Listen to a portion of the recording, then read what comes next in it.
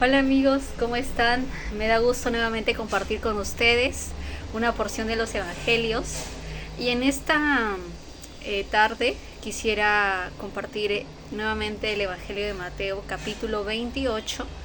Y vamos al versículo 20. Yo sé que muchos de ustedes han escuchado este pasaje o estos versículos denominados la Gran Comisión, ¿no? En la que Jesús da una orden a sus discípulos de ir a predicar, ¿no?, a todo el mundo. Y textualmente dice así, ¿vamos?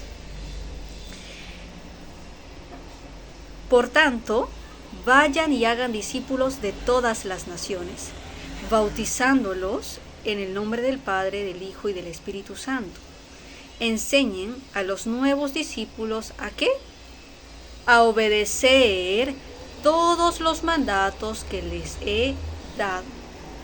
Y sigue, y tengan por seguro que estoy con ustedes siempre hasta el fin de los tiempos.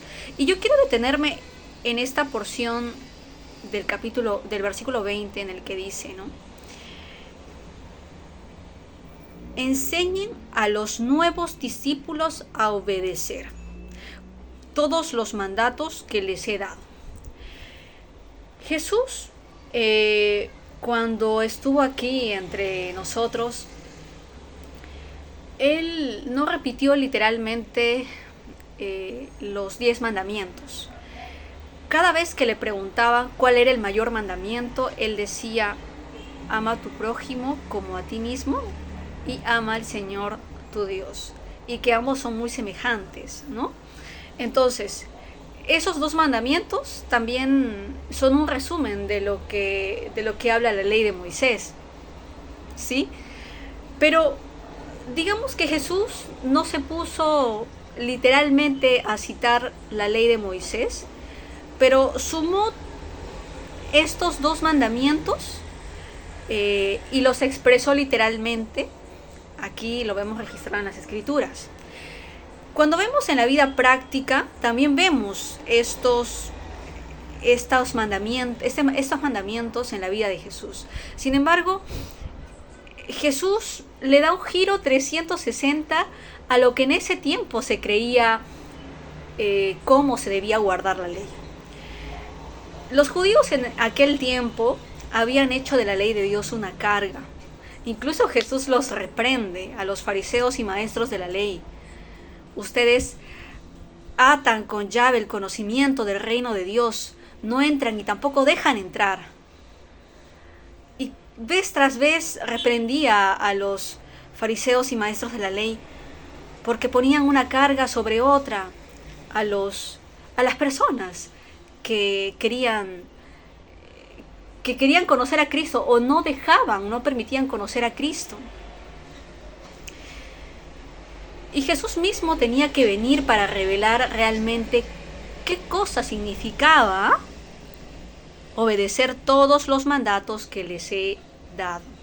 Como les decía, esos mandatos que Él ha dado textualmente lo encontramos en sus actos. Y quiero que vayamos al primer acto, de hecho hay muchos actos que encontramos en Jesús, porque miren, y aparte de obedecer estos mandatos, hay algo muy importante que también se habla en la Biblia, y es la fe del creyente, la fe de aquel seguidor de Cristo, la fe de a quien decide seguir a Cristo, la fe que vemos en la Biblia vez tras vez que habla acerca de la fe y habla también acerca del corazón del hombre. Si ustedes se ponen a leer los evangelios, van a ver textualmente que Jesús se sorprende de la fe de aquella persona. También se sorprende de aquella fe que no encuentra en sus discípulos y en las personas. O sea, la fe es algo muy imprescindible para Jesús. Y digamos que esos mandatos que Jesús habla en la Biblia, que Él enseña, son mandatos no que se ejecutan literalmente, sino son esos mandatos que evocan, que nacen del corazón del hombre cuando tiene a Cristo en su vida. Porque ¿de qué me sirve ir a la iglesia cada sábado si es que mi mente, mi corazón todo mi ser entero está alejado de los pensamientos divinos. ¿De qué me sirve solamente ir porque hoy toca?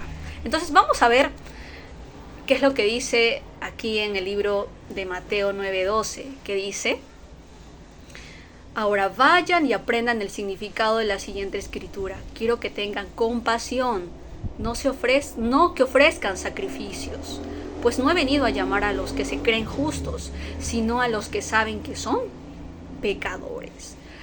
Aquí hace un énfasis: quiero que tengan compasión por sus hermanos. Cuando nosotros, si bien es cierto, el pecado es algo que hay que reprender, y el pecado es algo que abomina el Señor, pero Jesús en la Biblia vemos que es compasivo con el pecador.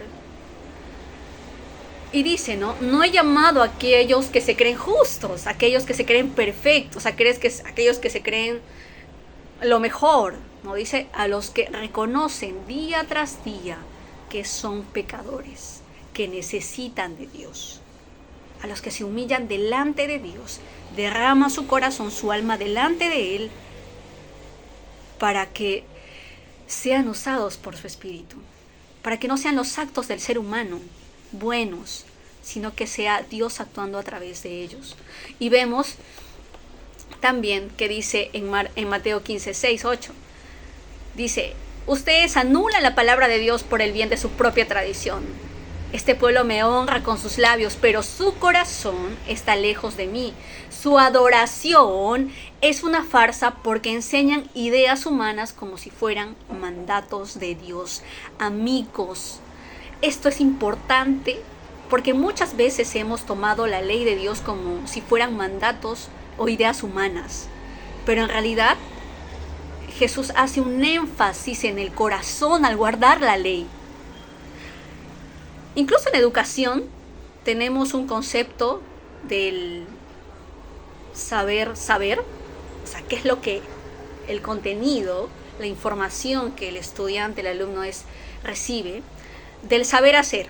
Okay, tienes el conocimiento, ahora aplícalo. Aquí se pueden evidenciar a través de las habilidades técnicas que tenga el estudiante.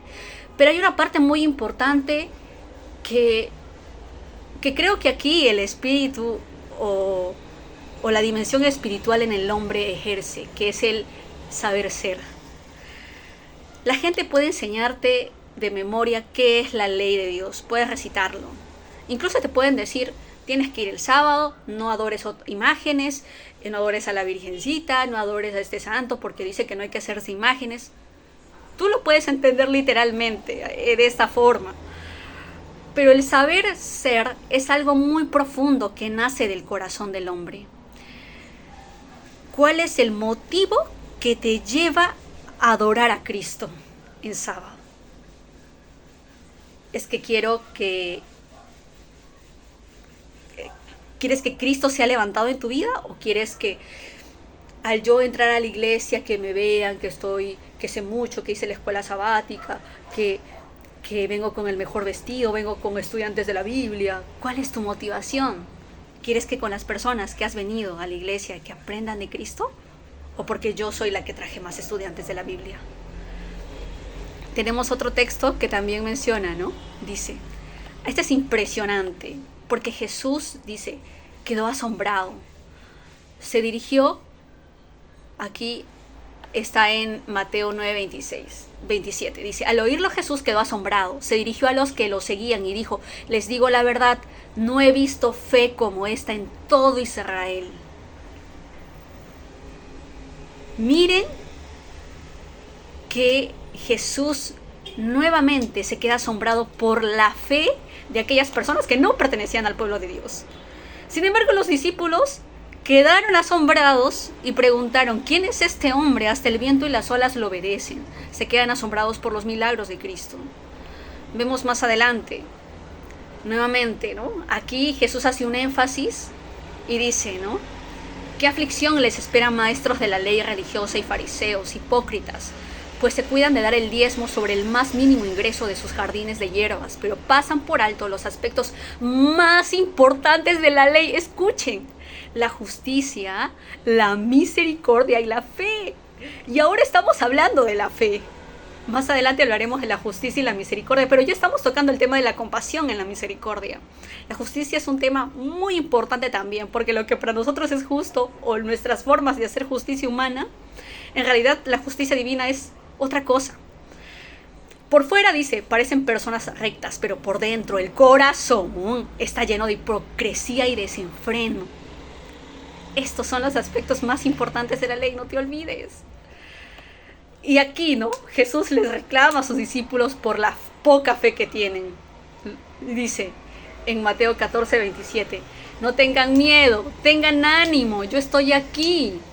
Entonces Pedro, cuando vio el viento fuerte y las olas, se aterrorizó y comenzó a hundirse. Tienes tan poca fe, Pedro, le dijo Jesús, ¿por qué dudaste de mí? Y más adelante, también en Mateo 16:8-11 dice, ¿tienen tan poca fe? ¿Por qué discuten los unos con los otros por no tener pan? ¿Todavía no entienden? ¿No recuerdan los 5,000 que alimenté con 5 panes y las canastas con sobras que recogieron? Ni los 4,000 que alimenté con 7 panes, ni las grandes canastas con sobras que recogieron. ¿Por qué no pueden entender que no hablo de pan? Una vez más les digo, tengan cuidado con la levadura de los fariseos y de los saduceos, porque tienen tan poca fe. Para Jesús es muy importante la fe del creyente. Incluso los discípulos les preguntan, ¿no? ¿Cómo puedo aumentar mi fe? Para Jesús es importante esta fe, y él dice, aunque tuvieras poca fe. Incluso el remanente, la iglesia invisible, el pueblo escogido por Dios, una de las características que tendrá es la fe de Jesús. Yo quiero preguntarte, querido amigo, ¿hemos alcanzado siquiera un poquito de esa semilla de mostaza de la fe que Cristo nos pide?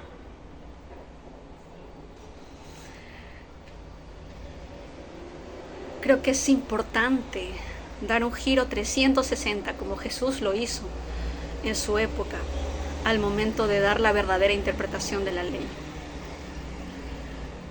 Porque compasión quiero y no sacrificio. Porque lo que emana del corazón del hombre es lo que nosotros vamos sembrando. ¿Y qué siembras en tu corazón? ¿La semilla del Espíritu? ¿La buena semilla? ¿Cómo? ¿De qué maneras cultivas esa semilla en tu corazón? ¿De qué maneras invitas al Espíritu Santo en tu vida? Yo sé que las distracciones de este mundo, las riquezas de este mundo, las atracciones de este mundo hacen que nos olvidemos de nuestra relación con Dios. Pero si realmente queremos guardar la ley, y no guardarla literalmente, sino guardarla como Jesús nos lo pide, debemos empezar a reconocer cuál es nuestra condición, que necesitamos cada día de Él, que necesitamos humillarnos delante de Él para escuchar su voz y para que en nuestra vida se haga su voluntad. Ora en tu corazón y pídele a Cristo que Él pueda hacer de tu fe una fe pequeña, para que con esa fe pequeña pueda obrar a través de su Espíritu grandes milagros. Amén.